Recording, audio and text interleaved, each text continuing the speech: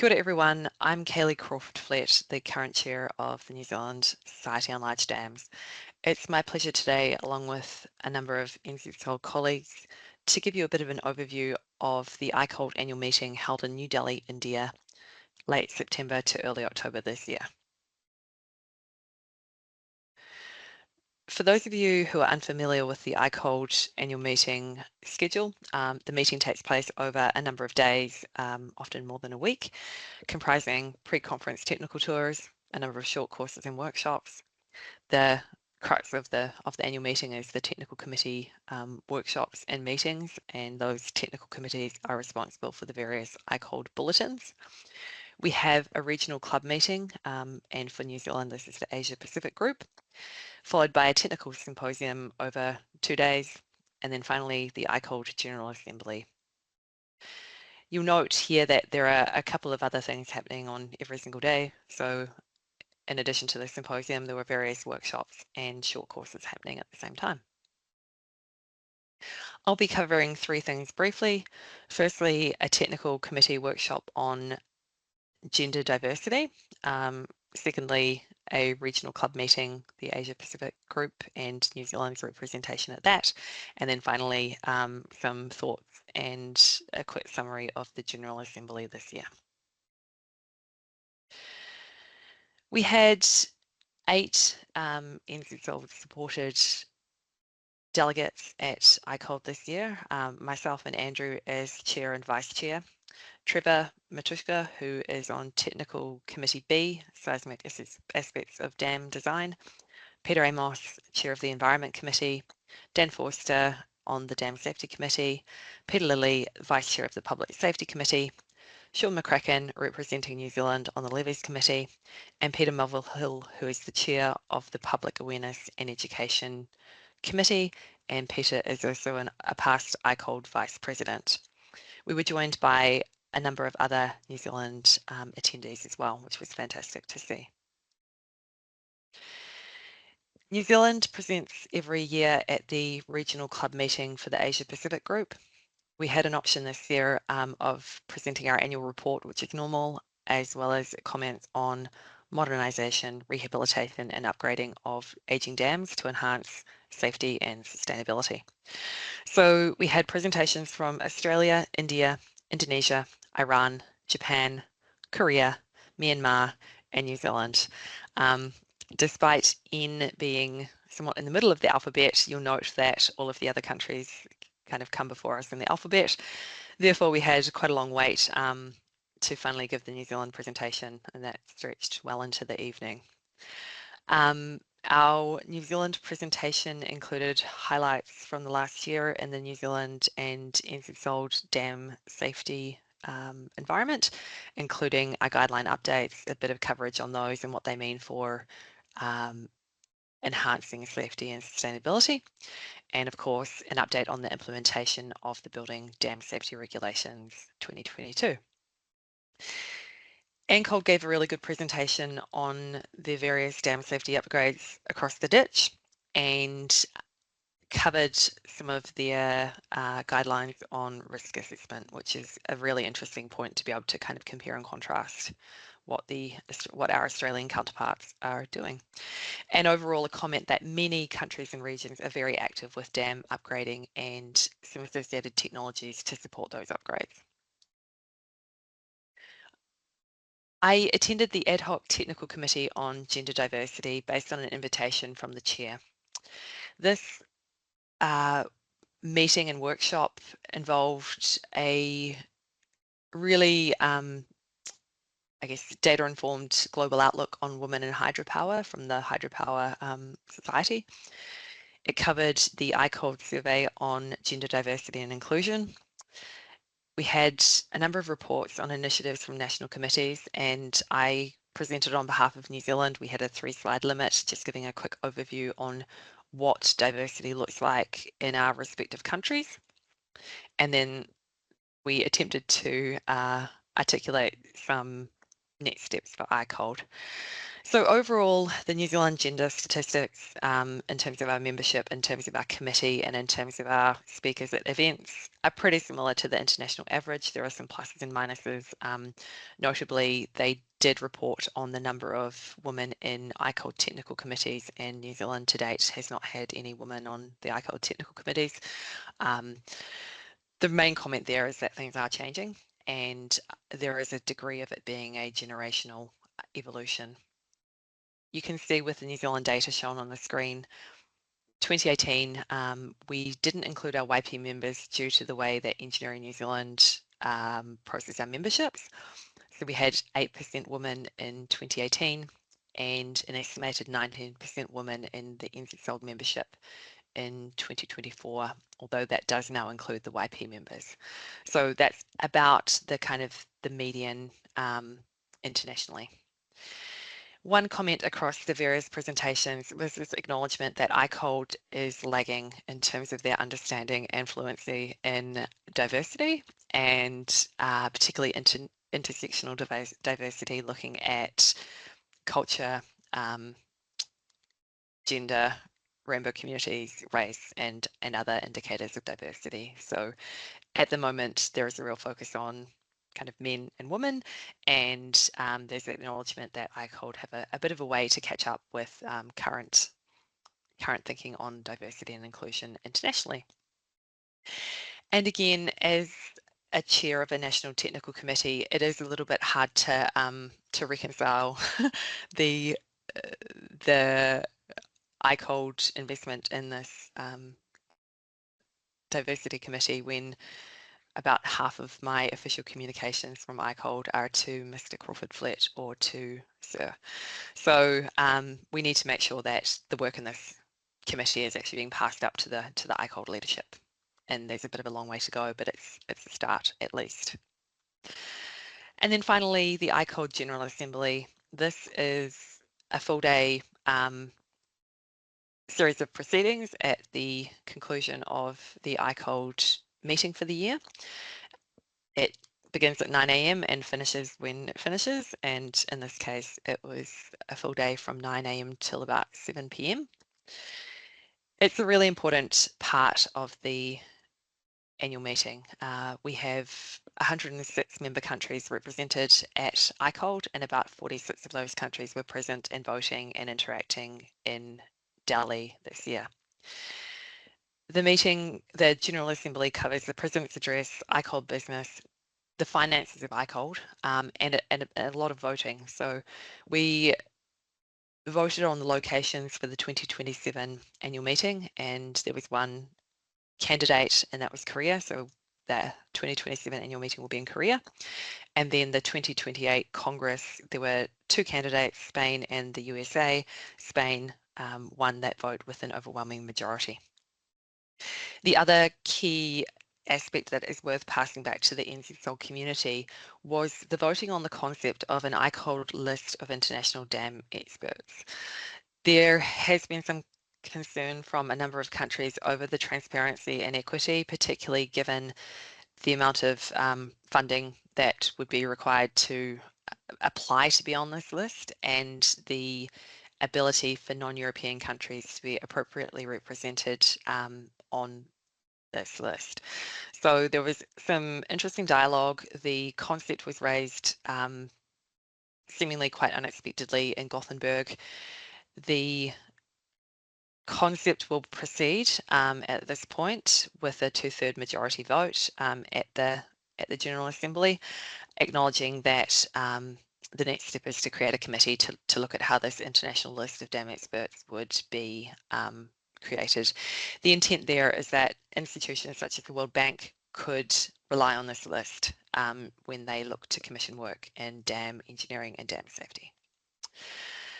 So it will be interesting to see next year what, if any, progress has been made and what that might mean for countries that are not in Europe and our representation of technical expertise on the world stage. Just a couple more photos of that General Assembly process. It's quite a formal thing. We don't really have anything like it here in New Zealand, and a real privilege to be able to to contribute in that forum. So with that, that concludes my quick overview of a couple of highlights at ICOLD. There'll be a number of other recorded webinars from my colleagues that attended on behalf of NZSOLD. If you have any questions at all, please don't hesitate to get in touch, either my email address shown on the screen or through techgroups@engineeringnewzealand.org. Thanks. Hello, this is an update of the work of Committee G, the Environment Committee of ICOLD, during the ICOLD meeting of 2024. My name is Peter Amos. I'm currently the chair of the Environment Committee, but NZSOLD's involvement in this committee goes back to the late 1990s when Peter Riley was the first committee member from New Zealand, and our involvement has continued ever since. Today I'm giving an update on 4 areas where the Environment Committee has been making progress in the last period of time. Firstly, the terms of reference, which the committee is working towards, and some of the activities that we've been carrying out. The committee has been developing a bulletin, and during 2024 we've completed the bulletin. That's now been sent to ICOLD Central Office and will embark on the publishing process. The Environment Committee is also involved with other technical committees at ICOLD on those areas of interest that cross over the terms of reference of each of the committees. 2 of these we'll talk about today. The first one is come from Europe, where the European Union is embarking on a process of looking for dams and weirs for their removal to lengthen the river systems. And the second is a sustainability initiative, which ICOLD's embarked on, which is to try and bring sustainability into the core of ICOLD activities.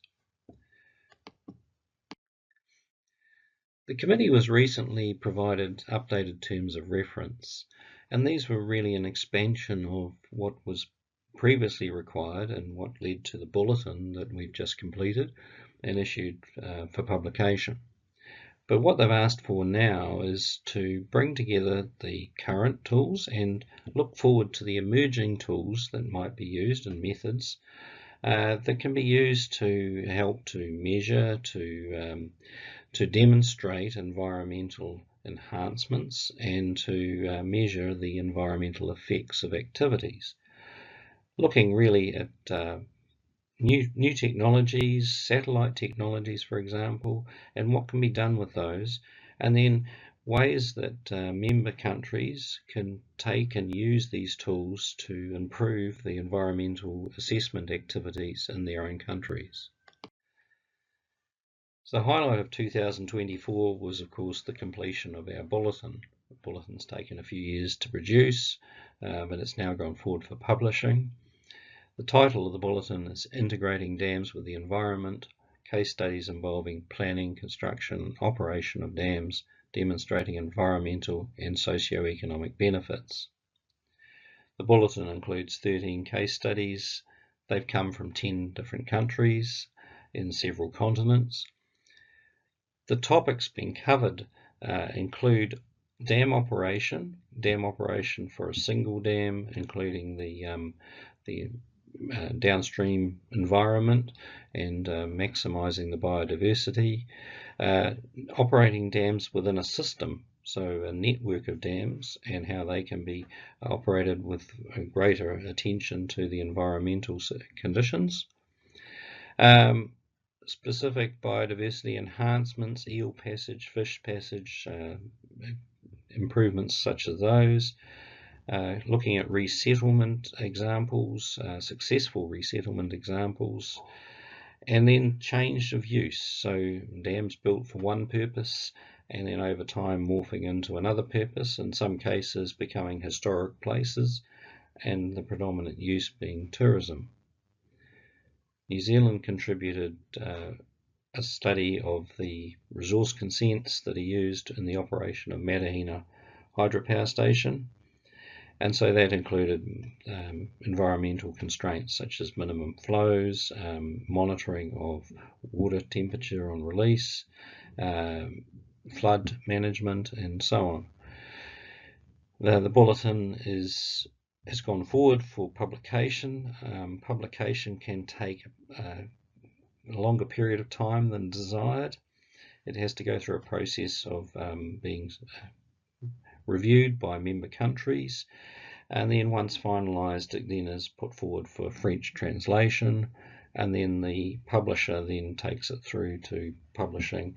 But the end result will be a bulletin available for download or as hard copy from ICOLD, which is free to ICOLD members. If you need to purchase a bulletin, then there's a code which the NZSOLD Management Committee has, can share with you, and that will give you access to free bulletins. Many of you will be aware of the heightened media interest in the removal of dams and weirs from rivers. This is most visible in the United States, where currently there are several projects to remove dams and open up the river systems for the likes of the salmon fishery. The European Union has recently picked up on the same issue and has made a directive to member countries to look for dams or weirs that are no longer necessary, aren't being used, and see if the removal of those weirs and dams could make the river system more open to aquatic life. It's early days in the Europe situation, and there are very few details, but the ICOLD member countries from Europe are looking to have a coordinated response where they understand the implications and can advocate in this matter. From the Environment Committee's point of view, we have several members who have experience in demolition of dams and have noted that the process is not as simple as the engineering of removal of the dam. The environmental implications need to be understood. In most of their countries, there's actually a process of producing an environmental and social impact assessment before they can embark on a dam removal. So these implications are well understood. The other point being made is that the cost of removing dams can be considerably larger than estimated at the start. So these are the points that the Environment Committee will be bringing forward for the ICOLD to make use of as they progress through this discussion. 2024 has seen the launch of a new initiative by ICOLD. This is to bring sustainability to the forefront of the practice. ICOLD's had a long-standing objective to raise awareness of the need to design, build and operate dams more sustainably, but the reality is that there's no one committee that's been tasked with sustainability in the past, and generally it's played second fiddle to the technical interest groups that really are dominant in ICOLD. So this is an attempt to reorient the situation and to bring sustainability up, make it more visible and useful for the participant members. In May there was a webinar held. It was the first of 4. The webinar was an introduction to sustainability in the dams industry. It included participants included myself representing the Environmental Committee, participants from other committees that brought more technology to the table. And then the intent is to move to 3 more webinars. The first one probably in April or so next year. Topic is life cycle analyses, the methods that are used and the lessons from other applications and other industries. There's a 3rd webinar planned, which is on greenhouse gas accounting. And then the 4th webinar is on accounting for these other factors such as biodiversity, water, land and social aspects. And that's another webinar where the Environment Committee intends to contribute. If you want to see the first webinar, that's available on YouTube. There's a YouTube link at the bottom of this slide, and you can walk through most of the presentation that was made on the day. I think it's good that ICOLD's now embarking on these sustainability initiatives. As we all know, societal expectations are increasing across the board for seeing sustainability in infrastructure. I'd have to say that the dams industry is not as advanced as many other industries in this space, so it's important that we make a start. Our committee has joined in with the other committees to develop this initiative going forward in this working group, and we've participated in these workshops, and we're looking forward to involvement in the workshop on biodiversity. At the same time, there's been discussion around how to measure sustainability improvements in projects. There's very few examples around, but the International Hydropower Association has spent many years and considerable money developing a sustainability protocol, which is now a sustainability standard for use in hydropower projects. ICOLD and IHA have had some recent early discussions about whether it's possible to jointly develop a sustainability standard applying to the broader water sector than just the hydropower dams. We're fortunate in our committee that we have some members who have experience in using the IHA sustainability standard on hydropower dams, so we are hoping to bring that experience to the table. So that's an update from the Environment Committee at ICOLD 2024. I hope that's of interest to you, and thank you for your attention. Morning everybody, my name is Peter Lilly. I would like to give you a brief update on the activities of Committee I on Public Safety and Emergency Preparedness. I have the privilege of representing NZSOLD on this committee at ICOLD over the last several years. I also have the privilege of being the Vice Chairman of this committee. The Public Safety and Emergency Preparedness Committee was set up about 10 years ago, primarily with the focus of public safety around dams and waterways. Emergency preparedness was added to our brief about 2 years ago, and is a new work stream that we're just getting underway. So today I'd like to just touch on some highlights of the committee's activities. I then want to briefly touch on a parallel work stream which I've been involved with, which has got some close synergies to the work of the committee. And then I'll finish off with some general observations of ICOLD this year and over the previous years.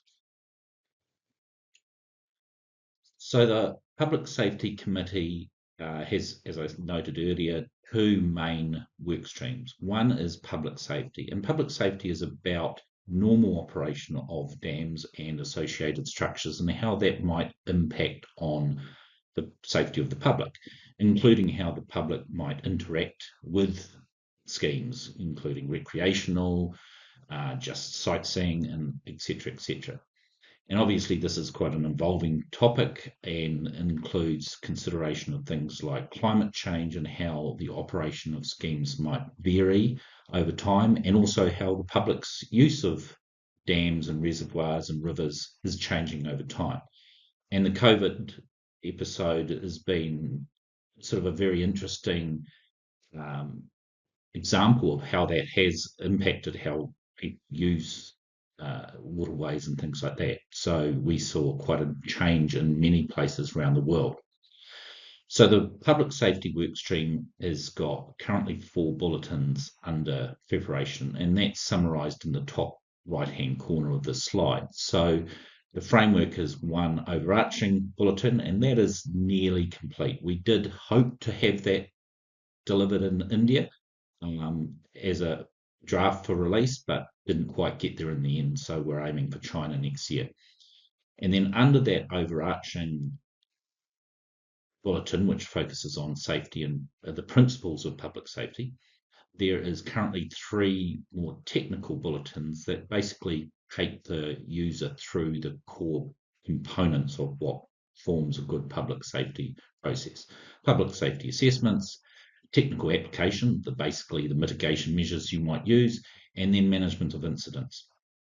Of those four, the overarching B1, the safety principles, and the public safety assessments are hopefully on track for China. We have set ourselves the task of completing all four, but that's probably unrealistic at this stage, but you may as well set yourself the objective. The second part of our scope is the emergency preparedness. And as I noted, this is relatively new. And it's interesting that after so many years of ICOLD, there's actually never been any guidance document or bulletin produced on the topic of emergency preparedness. Yet we all know it's such a fundamental component of good dam safety. So this workstream has started with doing a global state of practice assessment report, really, where is everybody at? That's in draft form and it will be finalised for China. That's not a guidance document, that is just really a state of practice, but will be useful to people because it will have a range of case studies and examples in there. From there, we're doing a gap and needs analysis. And this is where, at the moment, we've got two main pathways that we're considering. One is, do we look at producing guidance that fills gaps in existing practice or helps mature organisations' approach where they've already got well-established emergency preparedness processes? Or do we target more those countries and organisations that are emerging and recognise that the guidance will be quite lightweight for those that are already well established in that area? It might be that we have to do both. At this stage, that is a process that is still underway. But nonetheless, what we'd like to have is a bit of a skeleton draft of the first bulletin or bulletins for the committee to review in China next year. So that's a quick summary on the activities of the Public Safety and Emergency Preparedness Committee.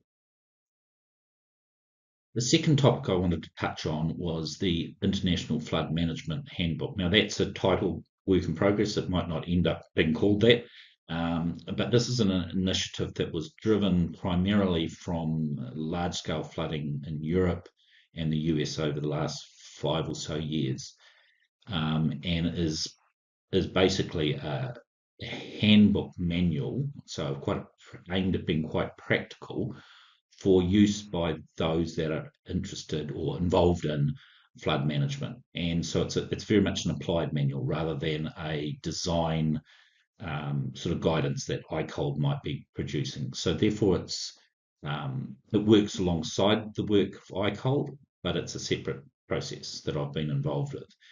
On the right-hand side is the contents page. So basically it's set up in with an overarching sort of considerations at the beginning around governance and how to be prepared for floods, then discussion on the floods, the threats and defence systems themselves, but then the bulk of it is the chapters 7 through 14, which is the actual mechanics of what needs to be considered by flood managers with a flood approaching, during and after. And then that's some wrapped up sections around what do you learn from that and how do you feed that back into your process. This handbook is currently in final editing. I know as we speak today, there's about 6 of the chapters that have actually gone through to publishing process or initial publishing. So we're hoping to have it ready for release by the end of the year. It will be free and it will be web-based, so it will be available for any people that are involved in or interested in flood management.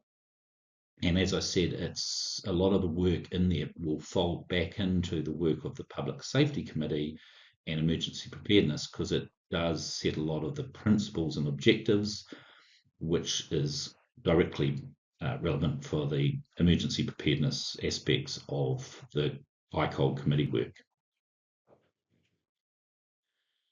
The last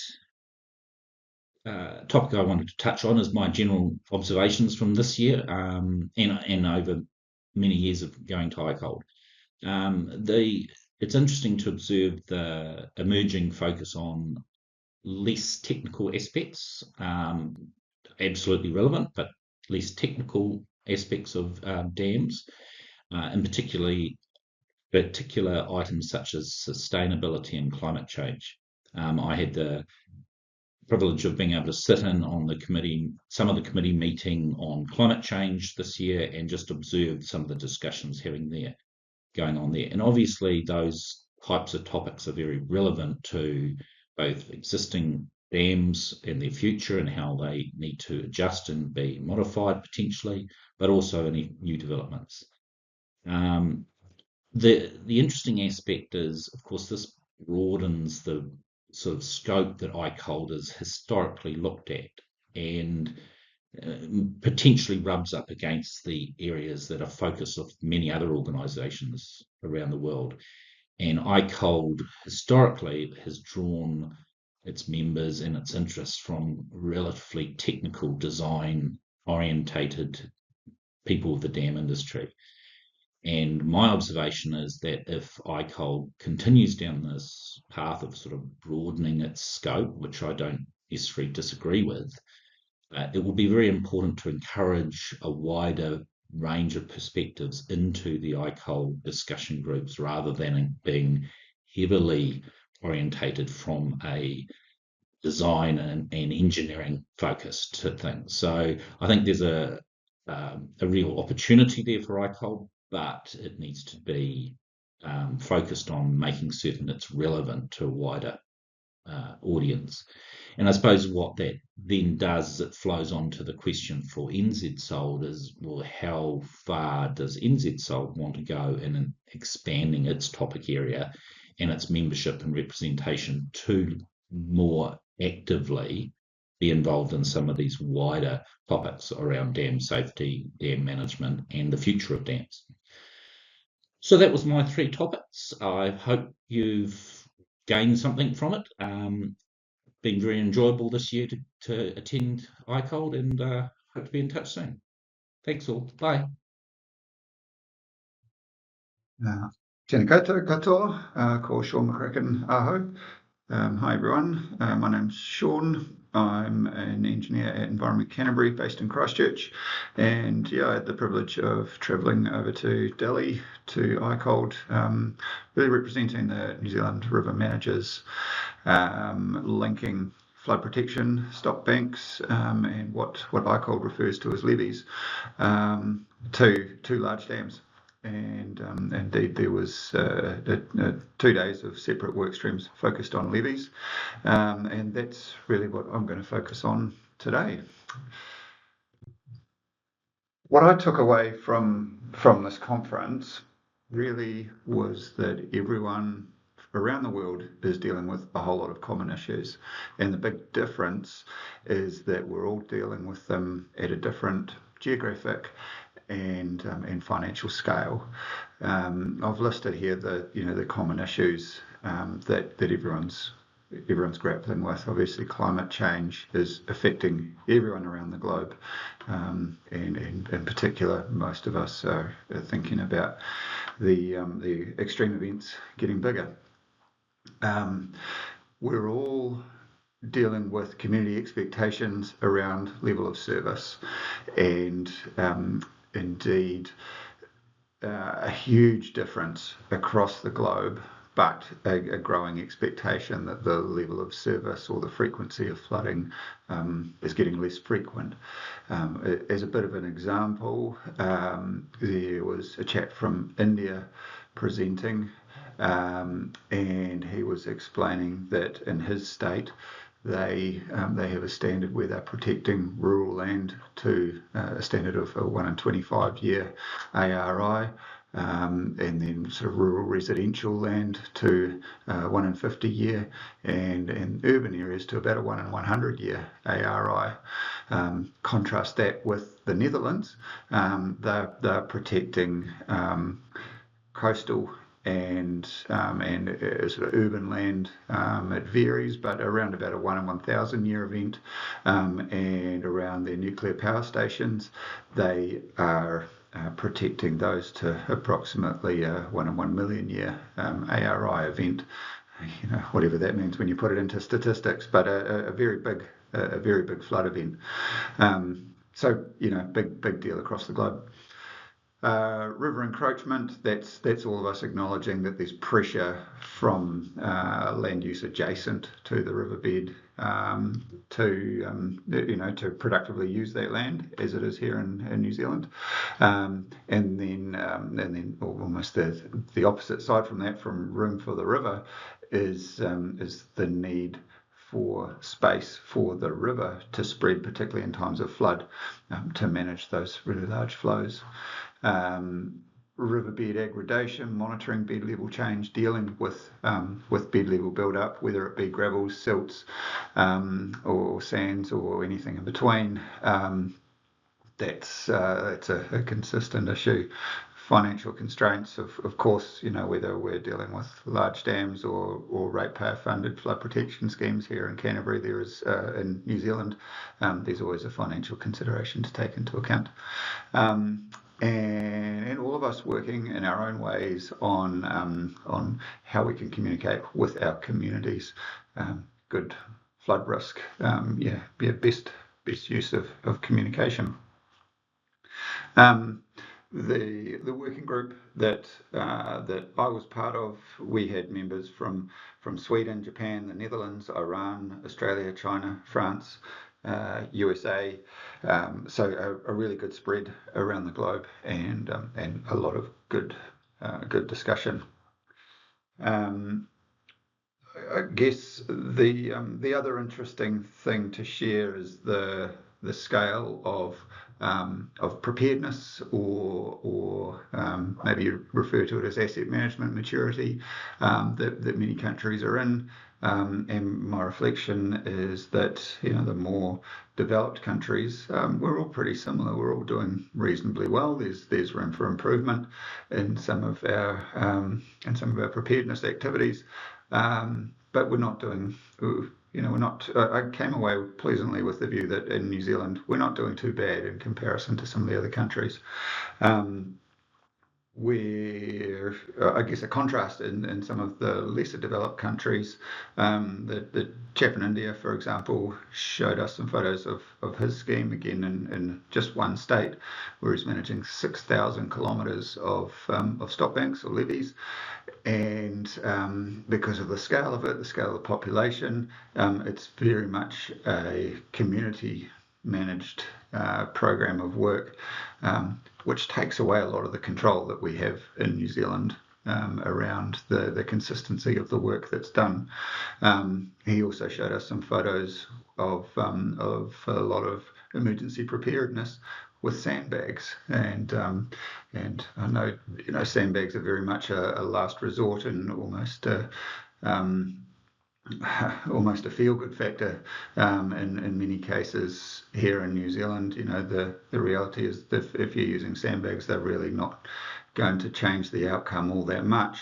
But in his case, it was still very much part of the emergency management plan. So just a difference in scale there. I've just shared here some references that may be useful for people working in this space. Some new work that's been done both by the US Army Corps of Engineers and in the European Union. Some really cool progressive work, and links there. So I won't go into the detail and describe them, but that's all there if you so wish. And I guess just in closing thoughts, as I said, I think New Zealand's in a reasonably good space here. I shared slides with the technical committee on levies on Cyclone Gabrielle, some of the response, and indeed some of the action shots during the flood event itself. There was heaps of interest in what we were doing here in New Zealand. In particular, the group were really interested in the land categorisation work and the approach to managed retreat. I think that's somewhat novel, and we're somewhat leading in that space in terms of levee and stop bank management and relocation of those. So as an industry in New Zealand, that's something that we can be proud of. Cool, that's me. I'm always happy to take questions, so do reach out either directly to me at Environment Canterbury or via LinkedIn if that's easier. Otherwise, ka kite, thank you.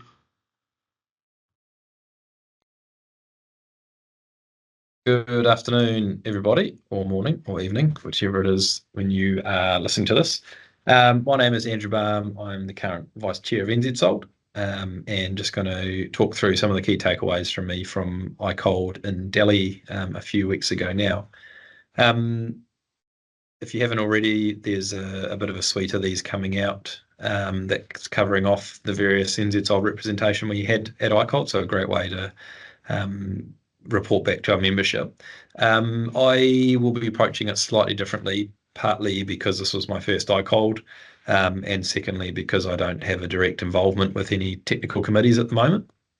I was in a unique position where I got to sort of see a bit more and take things in from a slightly different angle. So that's where my learnings come from, effectively. So I thought I'd start at the beginning. I'm sure most people are aware of who ICOLD are or have heard of ICOLD, but I just wanted to go through that in a touch more detail. So ICOLD, or the International Committee on Large Dams, has been around for nearly 100 years now. So 2028 will be a calendar event for the ICOLD community, which is really cool. And an organisation dedicated to the sharing of information and knowledge on the design, construction, maintenance and impact of large dams across the world.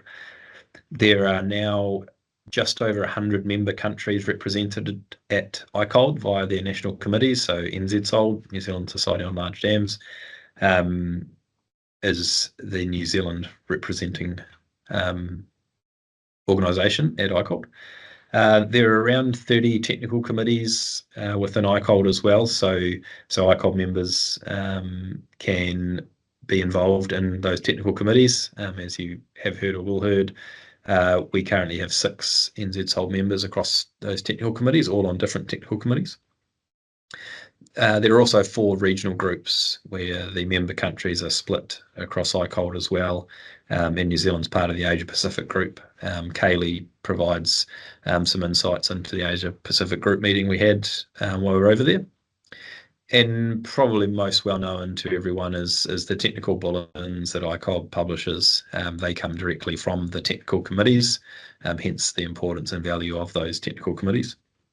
And we're in the early 200s now, I believe, either have been published or will be published. So you probably heard, oh, yep, we went to ICOLD, or so-and-so is going to ICOLD. What they actually probably should have said is that they went to the 92nd annual meeting, an international symposium that was held in New Delhi. So every 3 years, ICOLD holds a congress, and then the 2 years in between are an annual meeting and symposium. So next year, 2025, is the Congress in Chengdu in China. So this year was just the annual meeting and symposium, and I say just because there were still nearly 1,200 people there from over 70 countries, I believe.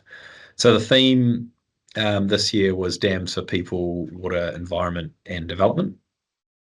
And there was something in the order of 220 papers presented during the symposium itself. Kaylee's highlights reel goes through the makeup of the week. So 2 of the days were the technical symposium. And then were also 100 posters on display throughout the week as well at the expo.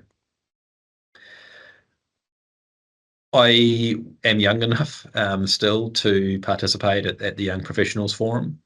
Kaylee is also still young enough. I think that's quite cool that both our chair and vice chair are technically young professionals.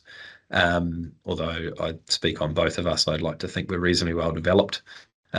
So yeah, perhaps we're not the target audience, but that's fine. So the Young Professionals Forum is a special committee of ICOLD itself. And is led by a board of 7 people, which includes a chair and 6 board members, and they each have a 3-year term.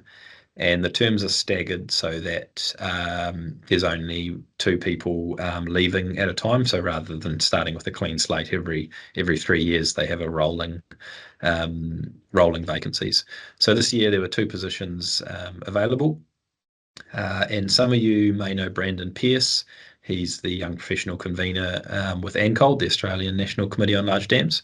So he was nominated for one of those positions. There were 4 candidates this year for those 2 positions. And there's a vote on the day by all eligible votees, which are the young professionals.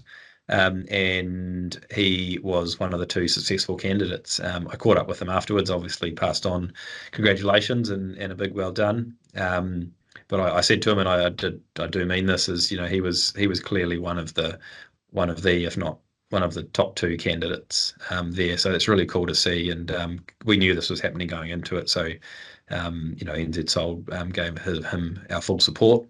It was cool to see. There was a few of us from the NZSOLD group, and also Angus, who's the chair of ICOLD, sort of snuck in the back.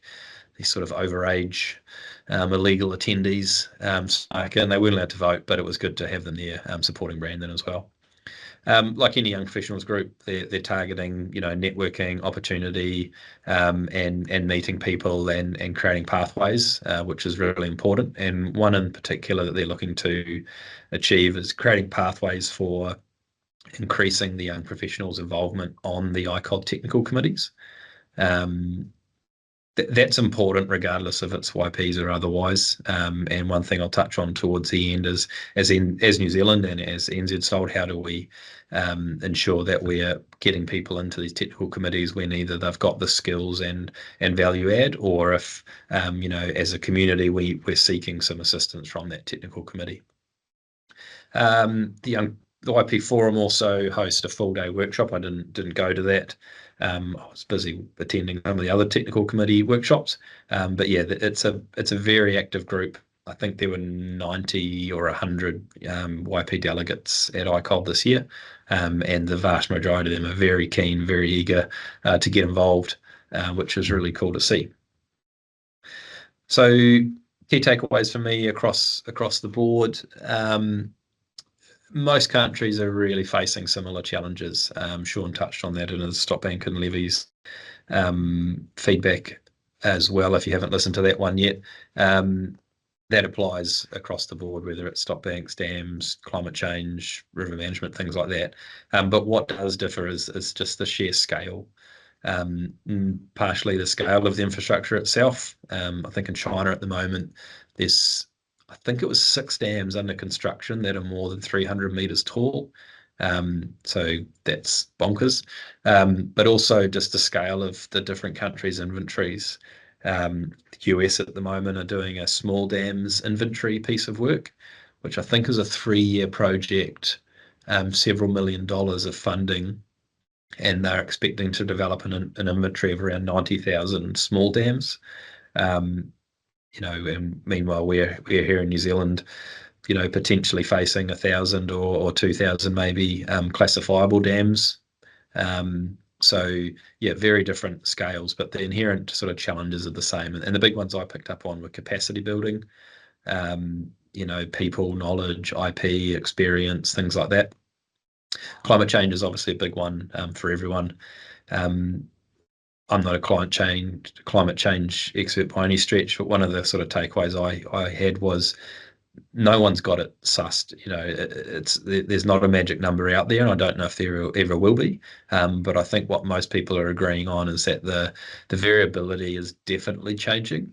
Variability in rainfall events, and I think what we need to, as a dam owner myself, or working for a dam owner, it's that uncertainty that we're trying to deal with.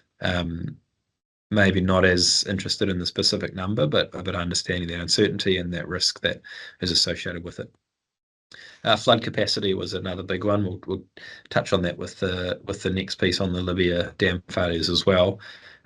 Obviously related to climate change, but in many cases, there's people effectively realising that they never had sufficient capacity from day one, let alone with any impact of climate change. So that's a really big one, and key takeaway of understanding your flood hazards and updating that over time. Aging infrastructure, I mean, that's a no-brainer everywhere. New Zealand as well. Yes, we're building new dams, irrigation dams, things like that. But in the hydro space, a lot of our assets are, the young assets are 30, 40 years old. So plenty of work to do there. And another big one was the communication of risk, and that's not just that's both internally within dam owners' organisations, but also with the public. During the Public Safety Technical Committee meeting, which I sat in on, there was a guy from the US there and gave a bit of a case study, and he sort of went off script a bit because they actually had a developing event that weekend prior. A lot of heavy rainfall, and they had a small number of low head weirs on their river systems that were overcome, and he was getting reports sent to him that imminent dam failure and headlines out of the news and things like that, which obviously triggered a response. When the rain had stopped and the dust had settled, they had no failures, they had no near failures. And that was, just a small scale example of how the management of information and the communication of risk is really important. So there's some good takeaways there.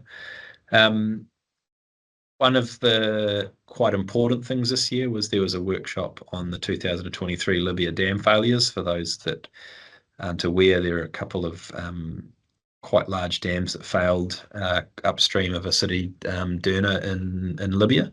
Unfortunately, there were several thousand lives lost and several thousand more, directly impacted. So very significant event. There was a panel of experts put forward at the workshop, which was a mixture of ICOLD people, World Bank, and then also I've forgotten her name, unfortunately, but she works for one of the international crisis organisations, more commonly sort of post-conflict and during conflict and things like that.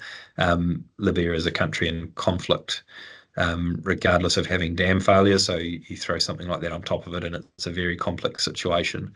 So effectively, they sort of presented some of their findings. They had been in country but hadn't been to the dam site.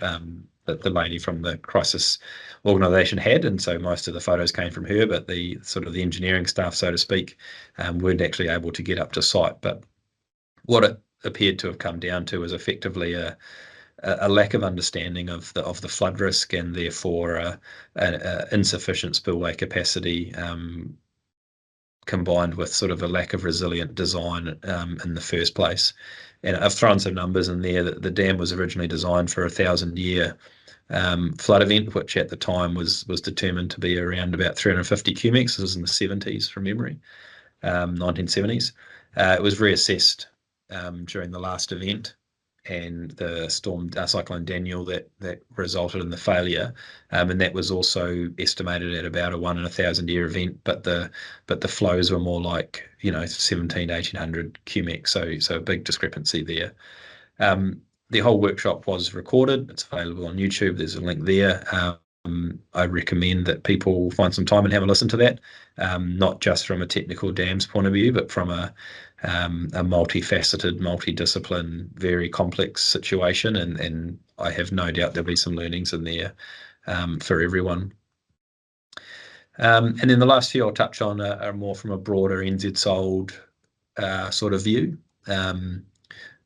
First of all is the value of having NZSOLD represented on the technical committee. So as we've mentioned earlier, there's currently six members.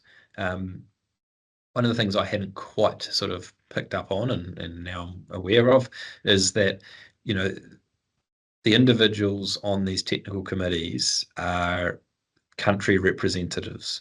And once a country has someone on technical committee, then it is up to them how they manage that role.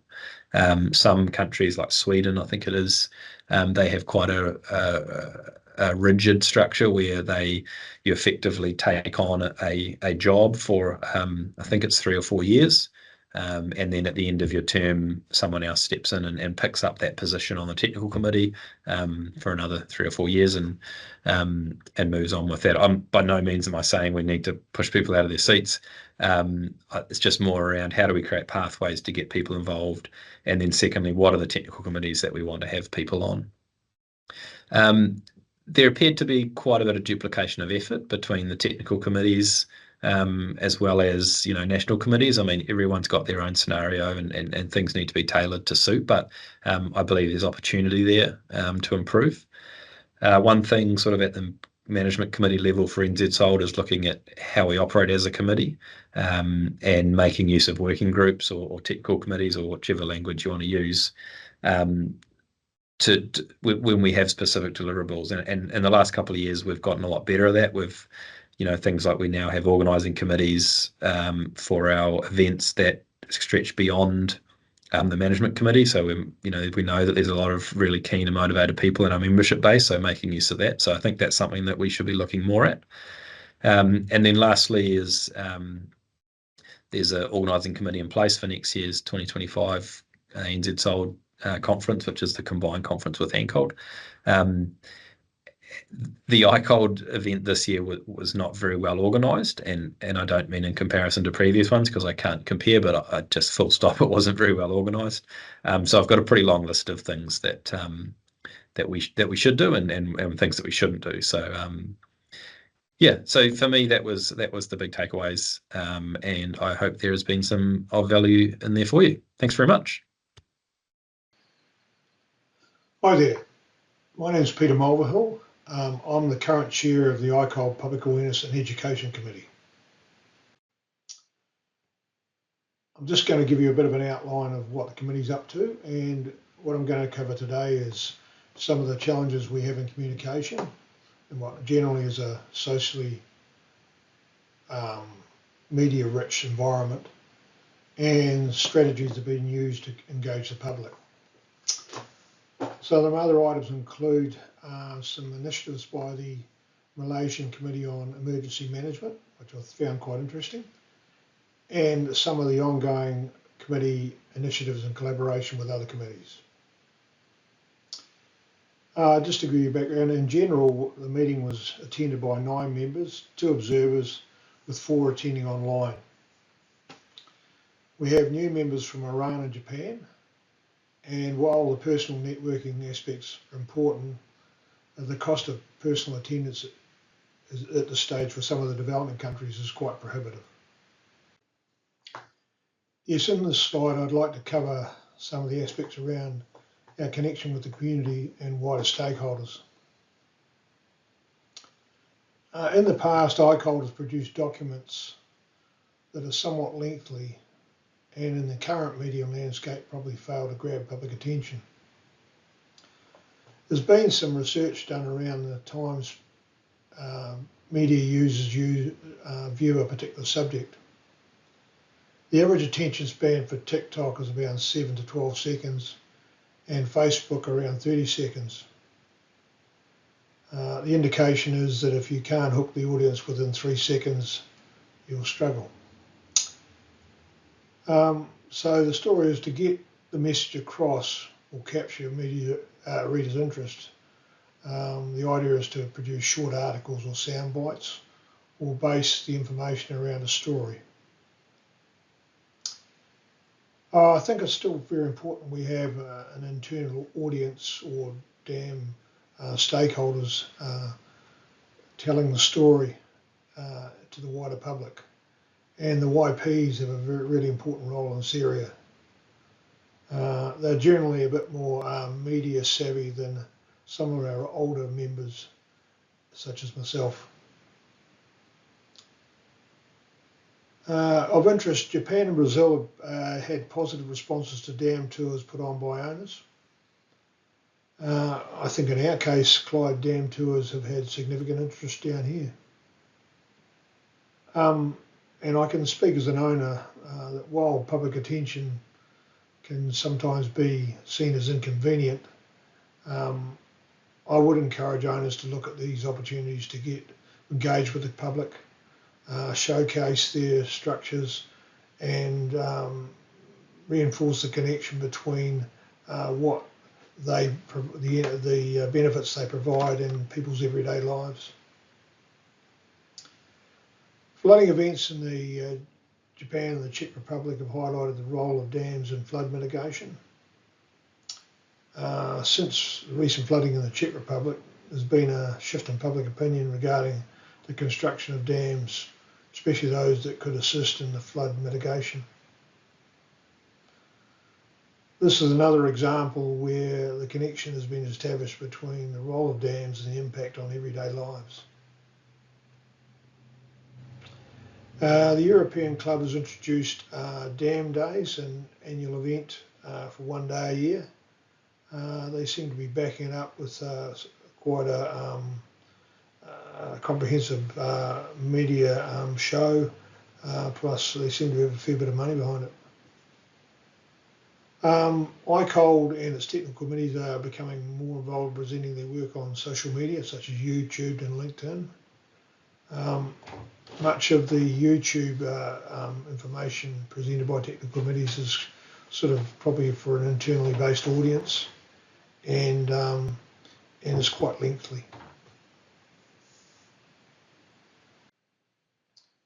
Yeah, just one thing I picked up at the meeting was an initiative by the Malaysian committee where they're using, they're involved in emergency action planning and communication with the public and relevant government agencies. They're using some programs produced by the United Nations Development Plan, and part of it is a community-based resilience analysis, and the other part of it is they're using video games to simulate disasters, etc.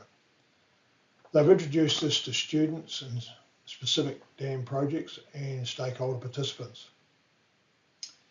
Stakeholders have the opportunity to strategise and work through the game, and they've found that the people using it are very engaged and they're quite committed, and they've found it sort of very valuable in terms of that emergency management. Something we may be able to use here.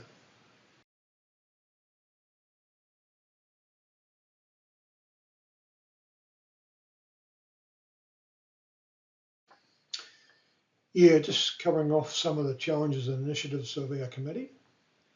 We're in the process of producing we've got final drafts of the document benefits and concerns about dams, and we're hoping to make some minor amendments plus add a section around tailings dams, which should be carried out over the next couple of months. We're also producing a PowerPoint with the document to make it easier to communicate with people.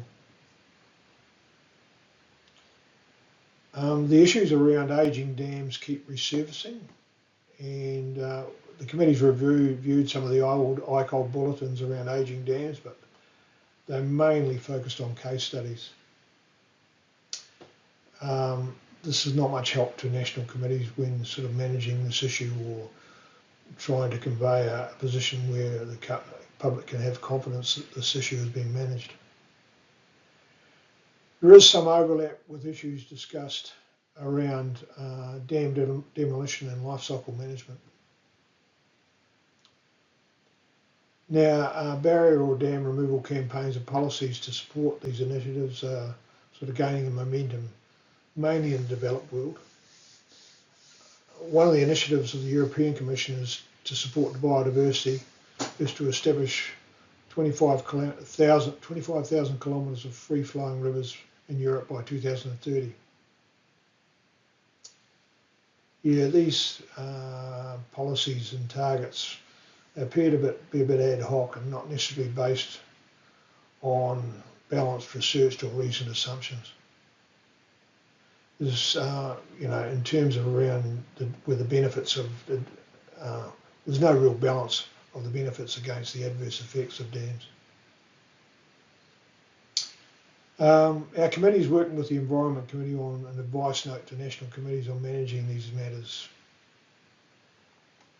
While there's an overlap with the ageing dam issue, one suggestion is that the focus of dam decommissioning should be treated as part of the life cycle management process. In providing more guidance in this area, ICOLD, we can demonstrate to civil society that we're not just dam builders or maintainers, and we're not just protecting a position with a narrow focus. Our committee is supporting the Dams and Sustainability Initiative. The ideas are pretty sound in terms of what ICOLD's trying to achieve, but I suppose I think there should be care, but should be taken that the outputs are achievable, especially in the first world or developing world where most of the dams are being built these days. The committee is also supporting the drafting of the rural declaration and role of dams and energy transition and adaptation to climate change. This is around the messaging, and the focus really is around dams as energy storage and the role in renewable energy future. Yeah, I hope this has provided some insight into what our committee's doing, and thank you for your time. For tuning in to our lightning shares on ICOLD Delhi 2024. Dan Forster here, and I'll share mostly on Technical Committee H, Dam Safety, along with a few other highlights and reflections. Technical Committee H, Dam Safety, is one of the largest of ICOLD's 37 technical committees, and it's prepared a number of significant bulletins over the years, advancing the state of dam safety practice.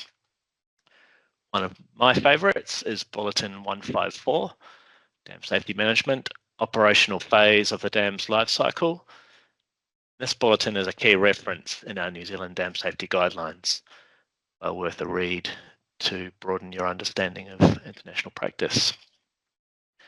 So as you will have heard from others sharing today, at an ICOLD meeting, annual meeting, each technical committee has both a meeting and a workshop. The meeting is for its members to progress work together. The workshop is open to all attendees to showcase that work and solicit input as needed. So this year, Committee H's meeting was largely dominated by work on 2 dam safety guidelines. I'll share more about those shortly, as well as some special interest presentations around investment bank lending and dam failures and incidents. But firstly, the meeting was focused on agreement of the committee's new terms of reference. So these extend from 2025 to 28. They're very similar to the previous terms of reference due to the ongoing nature of some bulletins that are in progress. And so the 4 terms of references are broadly, firstly, coordinating with chairs of the other technical committees to ensure coherent dam safety publications. Secondly, maintaining the dam failure database and continuing to collect dam failure information. Thirdly, developing the 2 remaining dam safety guidelines out of the package of 4 that was commenced a number of years ago. I'll talk more about these shortly, but they build on previous dam safety bulletins 154 and 175. And then the last terms of reference is around preparing a new bulletin on risk assessment and risk management for dams, building on the previous bulletin 130. So unpacking the dam safety guidelines that we're working on, these are a set of 4, and they're about operationalizing the previous high-level guidance provided in bulletins 154 that I mentioned earlier, Dam Safety Management Operational Phase, and bulletin 175, which is Dam Safety Management Pre-Operational Phase, so through the design and construction and commissioning. This package of 4 dam safety guidelines is particularly for countries that don't have mature dam safety legislation and guidance in place already, but it's also intended to be broadly useful for all jurisdictions. Specifically, the 2 remaining bulletins that we're working on are for dam owners, and at this stage they're referred to as bulletins 3 and 4. They'll get more full ICOLD numbering once they're published. B3 covers governance and organisational arrangements, so at that top level in a dam owner organisation. And B4 covers the owner's dam safety activities, so the more operational level. And importantly, B3 and B4 need to connect quite closely to ensure that dam safety governance and organisational arrangements are well linked and understood through to the operational application. Then the dam safety workshop was focused on risk assessment and risk management on dams. It was tailored or catering for both water retaining and tailings dams, and several member countries shared their examples of how risk assessment and risk management is used. This is a well-matured and established part of our dam safety industry. For many decades, risk has been used to inform decision making, and we heard examples shared from Australia, Albania, Spain, France, and the US.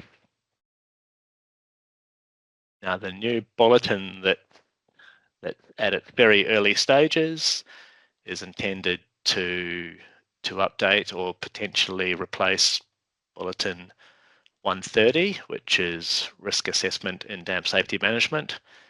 That previous 130 bulletin was published in 2005. So, as you know, the last 20 years, there have been a lot of developments in the way that risk is used in our industry, as well as levels of accepted risk or tolerability are accepted or not by society.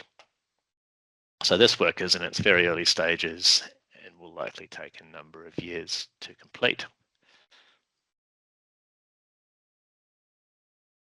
Really, just as I start to wrap up, a few other general reflections and highlights.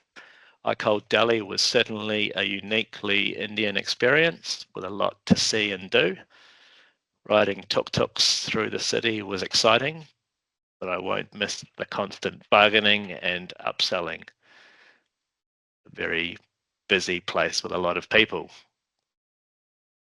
The diversity of international participation at ICOLD meetings is what always impresses me the most. When 70 to 80 countries get together to work on the state of practice together, it's quite something to be part of. As you will have heard others mention, New Zealand is highly regarded and really shows up in terms of what we bring to the technical committees and to the organisation more broadly. So there's a real value in what we bring and what we learn and also bring back for the benefit of advancing state of practice in New Zealand also, that two-way knowledge export and learning. Just a small shout out to our regular get-together with our Australian colleagues. There's a long-held tradition of an Anzac dinner during the ICOLD week. You can see the photo middle right. Big ups to Kaylee and to Angus Swindon for coordinating us all. It was NZSOLD's turn to host this year. Just a really great opportunity to reconnect with our Australian colleagues and to start to look forward together to our combined NZSOLD and ICOLD conference in Christchurch next year. And thank you to the organising committee that's already doing the mahi for that. Well, that's all from me for now. Ka kite, and thank you for tuning in. Hi and welcome. My name is Trevor Matrushka. I represent the NZSOLD on the ICOLD Technical Committee B, which is the topic of seismic aspects of dams. In my presentation, the topics I will discuss other work by Committee B, some comments on numerical modelling, and some information from a workshop I attended on the design of tailings dams for closure. ICOLD has a large number of technical committees, over 30, covering many different aspects of dam design, construction and operation. One of their main tasks is to publish bulletins which provide guidance to practitioners. I've been a member of Committee B since 2017 and currently Vice Chair. During the ICOLD meeting, the technical committees typically meet for up to 1 day, and we talk about updates on progress on the new bulletins, and often members present on topics of interest or activities in their own countries. I provided a presentation on updates to the NZSOLD guidelines, focusing on the seismic aspects. That was well received. It's of a lot of interest to other members to hear what we're doing and what we're thinking, and it's also useful to get feedback from other representatives on the committee that we've actually has helped us in making some amendments to the guidelines that we're currently working on.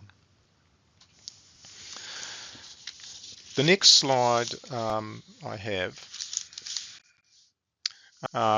covers the terms of reference for our committee. So the terms of reference is essentially the scope of work that we undertake. And there are 5 different scopes of work, or which cover 5 different bulletins. The first is seismic design aspects of concrete face rockfill dams, dams with asphalt cores and other types of liners. This bulletin is being produced in conjunction with Committee A, which has the topic of computational aspects of dams. The second topic that we're covering is interpretation of seismic data obtained from dams.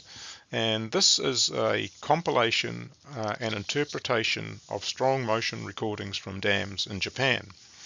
A large number of dams are instrumented with strong motion recorders in Japan, and they cover a whole range of different types of dams. And the information from the strong motion recordings is very useful to understand how ground motions can be amplified within the dam, and typically the motions at the crest of a dam are much higher than at the base. This bulletin is close to completion and should be produced by the time of the next ICOLD meeting. The third topic is seismic deformation analysis of embankment dams. This bulletin is being based on a report recently prepared by the United States Society of Dams and should also be published by the time of the next ICOLD meeting. Seismic, the fourth topic is on seismic aspects of safety critical electromechanical and hydromechanical equipment. This is a new topic and I chair the subgroup that is responsible for it. This bulletin will provide guidelines for the seismic designs of safety critical equipment. Safety critical equipment is equipment that functions to control the water level during and after a strong earthquake. It functions to prevent uncontrolled release of water during and also after an earthquake.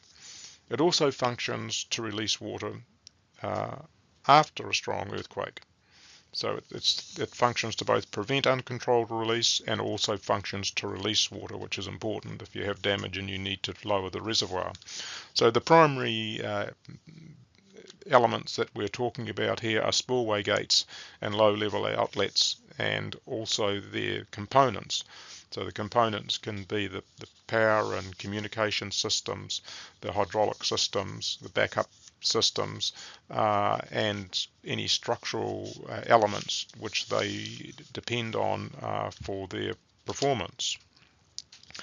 The fifth topic in the terms of reference for Committee B is the dissemination of information on seismic safety of existing dams, updated design criteria for large dam projects, and multiple hazards caused by strong earthquakes. So this is can be fault movement as well as strong ground motion, seiches induced by ground shaking, landslide induced waves, etc. The committee often puts on workshops during the ICOLD meeting on various topics of interest to members. This year we ran a workshop, a small workshop on seismic analysis of dams, particularly concrete dams. I presented on the topic of selection and scaling of strong motion records, which is an important part of the input into numerical modelling, which is becoming more common to assess the performance of dams.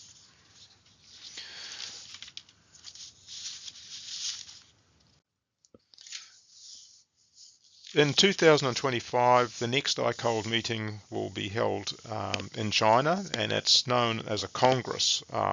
Congresses are held every 3 years, and they include topics of specific interest. They are selected and focused on at these meetings. One of the 4 topics selected is related to seismic aspects. For the seismic aspects next year, people have been invited to prepare and present papers on the subject shown on the slide.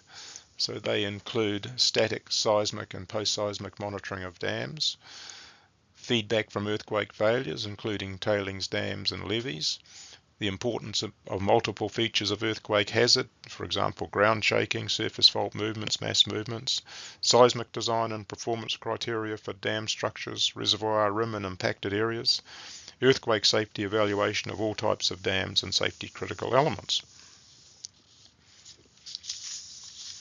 We've already received a large number of papers. I think I heard there's over 50 papers have been submitted, so we should have it should be an interesting topic, and we look forward to hearing the presentations on these papers next year. One topic I just wanted to talk on briefly was numerical modelling. I've noted it's of growing interest, and there are many papers on the use of numerical modelling at this conference for different types of dams. So numerical modelling is normally uses either the finite element or finite difference methods, and they've been around for a long time, but their use is certainly growing. They provide more realistic estimates of understanding of behaviour and allow estimates of stresses and deformations. So they're very useful. There were a number of presentations on their use at the ICOLD meeting in India, and these can be accessed and read once the presentations from the ICOLD meeting are published. And I encourage you, if you do have an interest, to go onto the ICOLD website and just check for when they are available, and I think probably NZSOLD can alert you to when they are available, so that you can go on and check what has been published. Training is very important with respect to numerical modelling, because although they're a powerful tool, it's important that users have a good knowledge of the understanding science, the assumptions, and to understand their limitations. So if you're going to go down that pathway, it's important to have the right training and to put the effort in to understand the assumptions behind the models, and to understand their limitations. The third topic I wanted to discuss was to do with tailings dams. So tailings are the residue from processing and extraction of minerals from typically some type of rock, and sometimes the soil or sand. The mineral rock is typically ground to a fine size and then put through a various process, often involving addition of various chemicals to extract the minerals of value. After the minerals are extracted, there is a residue, which is normally a slurry that is pumped and requires retention behind dams that are known as tailings dams. This workshop that I was just going to comment on was to do with the design of tailings dams for closure. So it's very important that tailings dams are closed so that they'll be safe and stable in essentially perpetuity after they have after the mining is completed and the tailings dams are full. So some of the papers that were presented were on assessing closure options using multiple counts analysis. This is just a tool to support decision making. It can be applied to a whole range of projects, and it allows evaluation of different options that take account of relevant factors. And in the case of tailings dams, these would be environmental, social, health, project economics, regulatory compliance, safety, community acceptance, business risk, ongoing maintenance, and other factors as well. So it allows different options to be ranked, weighted, and compared. So it's a powerful tool, and there was a presentation on its application for a particular project. The second topic was what is referred to as valorization of tailings. And this is essentially the extraction of metals from existing tailings. It's becoming, or has been for quite some time, economically viable to reprocess tailings, to extract minerals that were not removed in the original processing. And this is possible due to improvements in the efficiency of the processing techniques and also changes in the values of the particular minerals or metals that are extracted. So this can have some benefits for closure in that it can, by reprocessing, you can reduce toxicity or treat the tailings, and you can redispose of them in a maybe in a safer manner than which they were originally deposited.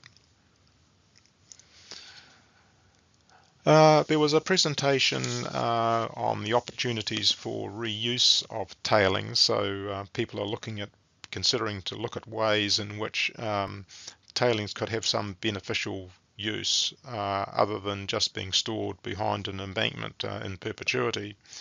The presentation mostly focused on work that's being undertaken in Australia on the testing and quantifying of the characteristics of different tailings to essentially create a database of information from which they can then assess to see what to assess the value in reusing the tailings. But you need the baseline information to do that. And the fourth presentation that was of interest, I thought, was on the feasibility of alternative processing or reprocessing. This is a presentation by an experienced metallurgist who I guess brought everybody back to ground and explained that at the current point in time, some of these concepts that are being put forward for reprocessing and reusing of tailings have limited feasibility. And in some cases there is, but generally speaking, it's very limited, essentially due to economics.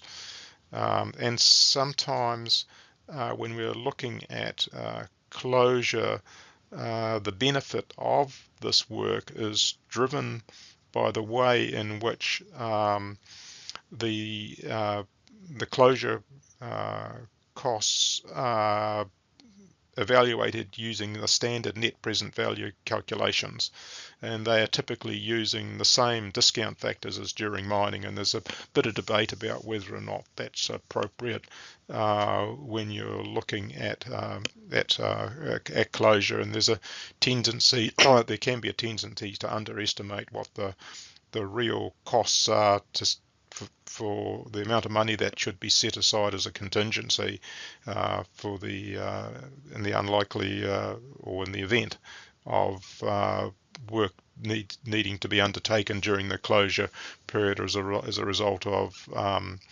unacceptable performance. Well, I hope you have found this of some interest. It was an interesting conference in ICOLD. I enjoyed it. It's always good to catch up with other members on the committees, especially to hear what the topics of interest are and to get feedback on work that you're doing. And I think it's of considerable benefit to NZSOLD to have representation of the technical committees. So thank you. That's all. Thank you very much.